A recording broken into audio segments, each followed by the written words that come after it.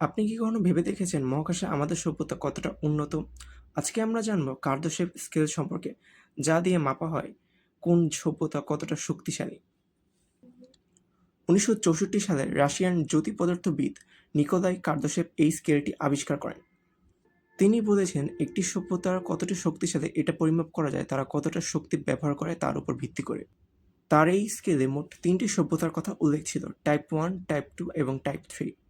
Type 1 বা planetary civilisation, এরা পৃথিবীর সমস্ত শক্তিকে নিয়ন্ত্রণ করতে পারবে। সূর্যের আলো, বাতাস, ঢেউ, পৃথিবীতে থাকা সমস্ত শক্তিকে এরা নিজেদের মতো করে ব্যবহার করতে পারবে। এদেরকে বলা হবে টাইপ 1 সিভিলাইজেশন। আমরা এখনও টাইপ 1 সিভিলাইজেশনে পৌঁছাতে পারিনি। আমরা এখন টাইপ 0.73 সিভিলাইজেশনে রয়েছি। টাইপ 2 বা সোলার সিভিলাইজেশন, এরা এদের নক্ষত্রের সমস্ত শক্তিকে ব্যবহার করতে পারে। এরা এদের নক্ষত্রের চারিদিকে একটি বিশাল গোলাকার বস্তু স্থাপন করে।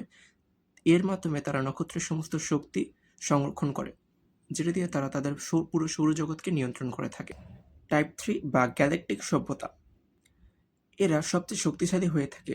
পুরো গ্যালাক্সির কোটি কোটি নক্ষত্র শক্তি এবং মাল্টিভার্সকেও এরা নিয়ন্ত্রণ করতে পারে।